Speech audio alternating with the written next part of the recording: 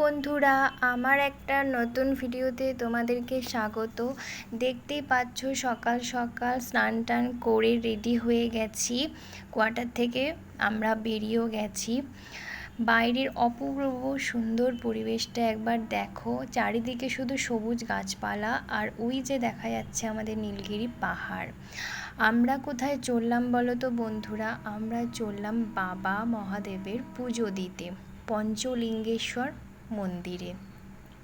বাইরের এই অপূর্ব সুন্দর পরিবেশ দেখতে দেখতে, নীলগিরি পাহাড়ের সৌন্দর্য দেখতে দেখতে আমরা কিন্তু মন্দিরের রাস্তার অনেকটা কাছাকাছি চলেই এসেছি। এই যে পঞ্চলিঙ্গেশ্বর মন্দিরের রাস্তার দিকে আমরা এবার প্রবেশ করব। তোমরা ভিডিওটা কন্টিনিউ দেখতে থাকো। মন্দিরে যাওয়ার আগে দুপাশে শুধু হরেক রকমের দোকান আর হরেক রকমের জিনিস। তারপর আমরা বাবার পুজো দেওয়ার জন্য একটা দোকান থেকে পুজোর সামগ্রী সব কিনতে শুরু করে দিলাম। শ্রাবণ মাস, আর বাবার পুজো দেব না তাই কখনো হয়? তাও শ্রাবণের প্রথম দিকে বাবার পুজো দিতে পারিনি, সময় হয়নি বলে, তাই শ্রাবণের শেষের দিকে আমরা বাবার পুজো দিতে চলে গেছি পঞ্চলিঙ্গেশ্বর মন্দিরে। আর এখানে কিন্তু অনেকখানি লম্বা সিঁড়ি, বেশ অনেকটা উঠতে হয়, আর একটু হাঁপিয়েও যেতে হয়, থেমে থেমে উঠতে হবে। বাবার মন্দিরে পুজো দেবো বলে কথা, একটু তো কষ্ট করতেই হবে। আর এই যে পাহাড়ি ঝর্ণার জল, যেটা অবিরাম ঝরেই যাচ্ছে, প্রকৃতি যেন একটা মানে সুন্দর একটা অপূর্ব বেশ ধারণ করে আছে নিজের মতো করে। আমরা মন্দিরের কাছাকাছি চলে এসেছি। দেখো, এই একটু হলেই আমরা মন্দিরে চলেই আসব। এবার বলি এই মন্দিরের ব্যাপারে। পঞ্চলিঙ্গেশ্বর মন্দির উড়িষ্যার বালেশ্বর জেলায় অবস্থিত। 5টি শিবলিঙ্গের নামানুসারে এর নামকরণ করা হয়েছে। মন্দিরটি নীলগিরি পাহাড়ের কাছে একটি পাহাড়ের ওপরে। কথায় আছে যে শিবলিঙ্গগুলি বনবাসের সময় ভগবান রামের স্ত্রী সীতা দ্বারা স্থাপিত হয়েছিল। আরেকটি গল্পে আবার বলা হয়েছে যে রাজা বানাসুর সৌন্দর্যের কারণে এই স্থানে স্বয়ম্ভু লিঙ্গের পূজা করেছিলেন।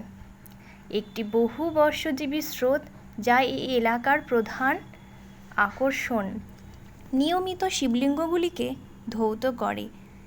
এই স্রোত সেই শিবলিঙ্গের ওপর দিয়ে প্রবাহিত হয়, আর স্রোতের সমান্তরালে পাথরের ওপর সমতল হয়ে শুয়ে জলের স্রোতের ভিতরে শিবলিঙ্গগুলিকে স্পর্শ করে পুজো করতে হয়।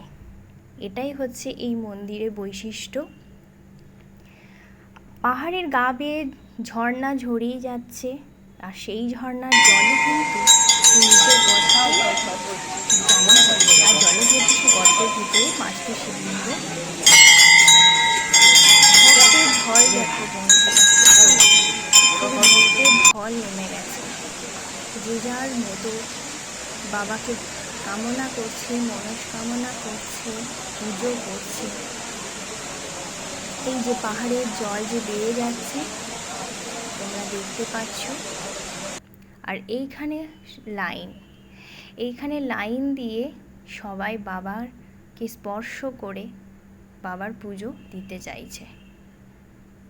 পাহাড়ের জল, ঝর্ণার জল ঝরেই যাচ্ছে, আর সেই জলেই কিন্তু হাত ডুবিয়ে শিবলিঙ্গগুলিকে স্পর্শ করতে হয়।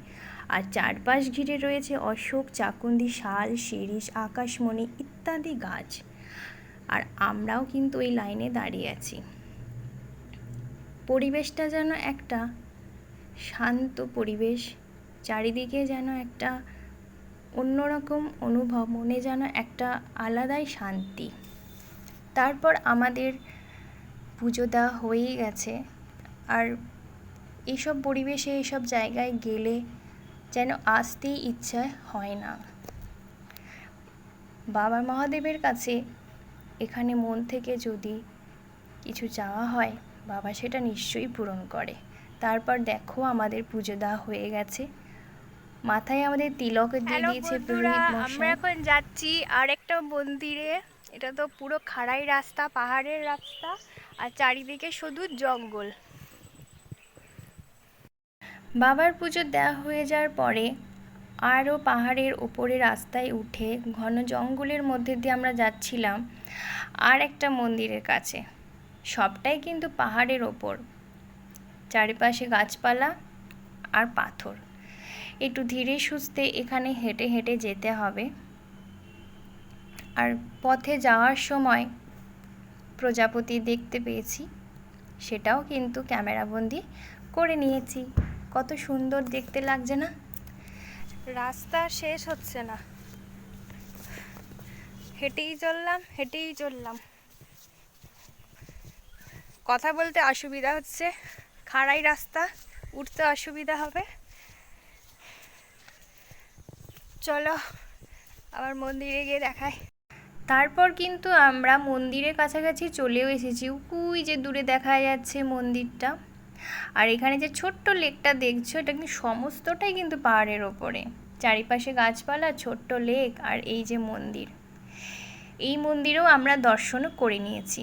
এখানে কালী মাও আছে। মন্দিরে দর্শন হয়ে যাওয়ার পরে আমরা সেই রাস্তা ধরে আবার ফিরে চলে এলাম। সমস্ত ঠাকুরের দর্শন তো হয়ে গেল, এবার ফিরে আসার পালা। কিন্তু ফিরে আসতে যে মন চায় না, এত সুন্দর প্রাকৃতিক পরিবেশের সৌন্দর্য আর সাথে বাবা মহাদেব। তোমরা চারিপাশটা দেখে নাও। আর অবশ্যই আমার ভিডিওটা ভালো লাগলে একবার বাবার দর্শন এসে করে যেও পঞ্চলিঙ্গেশ্বর মন্দিরে। আবার দেখা হচ্ছে অন্য একটা ভিডিওতে। Thanks for watching.